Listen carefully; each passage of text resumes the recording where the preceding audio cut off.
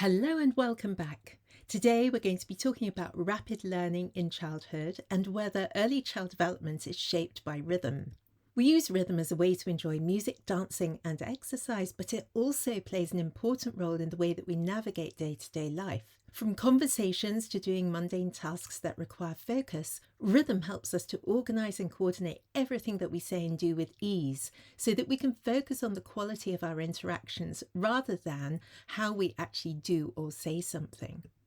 In the first 4 months of life, infants adapt to their environment by using rhythm in ways that build the foundation for developmental milestones. Straight after birth, an infant's rooting and sucking reflexes are essential for feeding and thriving and involve rhythmic coordination with the breath as the infant also gazes at their caregiver, usually their mother.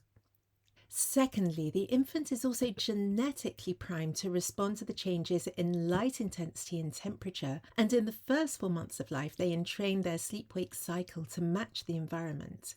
This varies slightly, of course, depending on where and when they're born. The third way of adapting through rhythm involves a kind of dance. The infant waves their arms and kicks their legs in response to their caregiver's gentle voice and animated facial expressions and playful touch.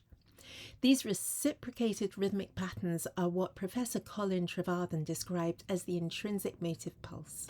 The intrinsic motive pulse is a rhythmic blueprint that infants use to start episodes of babbling when they're a little bit older, as they delight in engaging their caregivers in what are called proto-conversations. In other words, the turn-taking aspect of the conversations is practiced before the infant starts to utter actual words. At this stage, infants are using their inherent sensitivity to rhythm to pick up the smallest sounds of language located right at the very front edge of each phoneme. They learn language by associating each sound with how frequently it shows up with other sounds. Professor Jenny Saffron documented this incredible rhythmic capacity and referred to it as a form of statistical or probabilistic learning. All of this happens in the first 8 months of a child's life, and their vocabulary builds on this foundation. Neural pruning is highly efficient as well, and also takes place during the first year of life, and it strips away the capacity for processing the sounds of language that have not been used to that point. In Edward Tronick's still phase experiment, the usual flow of interaction and social connection between the infant and the caregiver stopped because the adult was not responding and, according to the protocol of the experiment, suppressed their usual response. The infants, of course, were very distressed, and once social connection had been restored again, the child was soothed and happy. So last week, I spoke about Harry Harlow's experiment on infant monkeys. And these infant monkeys were separated shortly after birth from their natural mothers, and they were given artificial mothers instead. They were offered a wire mother and also a cloth mother. And they were actually emotionally disturbed when they were introduced to other young monkeys of the same age, which had been reared with natural mothers. The artificially reared monkeys were unable to play with the naturally reared monkeys. So why was this? Well, according to Daniel Stern, attunement is vital for social adjustment. And why is this so important? Caregivers and siblings play with infants and they teach them social skills such as turn-taking and mirroring, which deepens a sense of social connection as well as a sense of the self and the other person. On the surface, these aspects of social engagement are obviously very important for children to interact with one another. But at a deeper level, they also build the rhythmic foundation for social interaction and anticipation.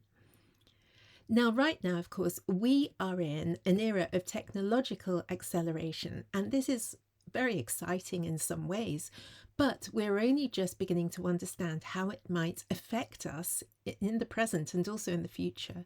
Our understanding and our knowledge of early childhood is actually relatively robust, but we do need to have debates about this information so that parents can make really well-informed decisions about their own child's development. For example, the circadian sleep-wake rhythm is so powerful that it's autonomous in our cells, and yet humans have managed to override it using artificial light.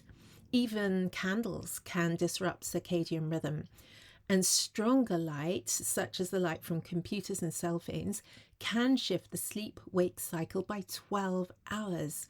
So the effect of artificial light and ambient light, although it's relatively recent in the history of life on Earth, is actually extremely powerful. And although we humans rely on artificial light so that we can extend our hours of activity into the nighttime, we also need the sleep-wake cycle for a life of true health and well-being. Let's take another example. If the rhythms of social interaction are disrupted and children start school behind in terms of their social development, we can see that these children aren't able to take turns or to share or to trust one another properly, and a lack of exposure to human communication can also give rise to speech and language delays, as well as the well-documented vocabulary gap. And of course, all of these things then tend to lead on to difficulties with learning to read at school. These problems have reached record levels in the past 12 months. Speech and Language UK published a report called Support Not Sanctions, Making School Fair for 2 million children. The findings of this report draw on the results of a YouGov poll of 1,003 teachers, which took place in August 2024, and the teachers were from primary and secondary schools. 78% of the teachers that were surveyed said that children with speech and language challenges were being unfairly punished in schools. And a record number of 2 million children, that's 1 in 5 children in the UK, are affected by these difficulties with speaking and understanding words. And they're at increased risk of failing key subjects at school, as well as having mental health challenges going forward. 40% of the surveyed teachers feel that they themselves have not had sufficient training to support these pupils' needs in the classroom. And 44% of the teachers say that these children have actually been punished at school because there's not enough support for the speech and language needs in the school's behaviour policies. The Speech and Language UK report identified rigid rules, a lack of specialists, as well as teachers without training, and together these factors generated systemic unfairness for these 2 million children.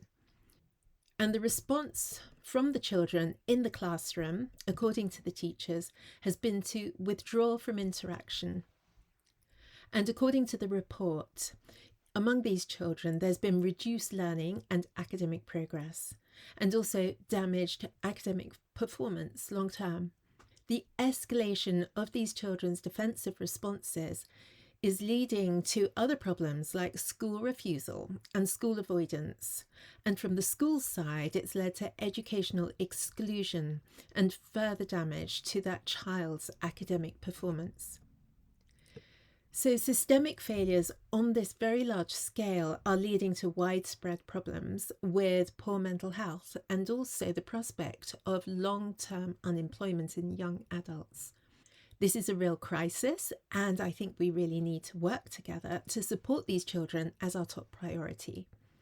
For inspiration, we need look no further than to the amazing Ed Sheeran. He's a Grammy-winning artist and a British singer-songwriter, but he actually had problems in childhood, including a stammer. He overcame all of these by working through various therapies, and he spoke about these experiences with, a real degree of candor about the benefits of the therapies that he underwent, and also about the importance of the melodic and the percussive effects of rap music. He studied, rap music really closely at the age of 9. This really seems to have helped him. He was speaking about his stammer at the American Institute for Stuttering in June 2015. And their slogan, which I love, is "Speak freely and live freely." His advice to the children and the young people who may be watching was just be yourselves. So his speech is part of Time Magazine's Ideas video series. And at Rhythm for Reading, we want children and young people to feel absolutely safe at school, and also that they can be themselves. Everything we do in Rhythm for Reading is to create for them a really safe and consistent environment. We work very intensively in very short 10-minute weekly sessions on stamping, clapping and chanting whilst reading. And so just looking at what Ed Sheeran has said about the importance of that sort of rapid fire rhythmic response, this is exactly the kind of thing that children are able to access in the Rhythm for Reading program as well, which is why I've referred to Ed Sheeran as a really good inspirational example. If you're interested in this, I warmly invite you to join me for one of my Thursday evening webinars. They're at 8 o'clock, and I really hope to see you there. Bye for now.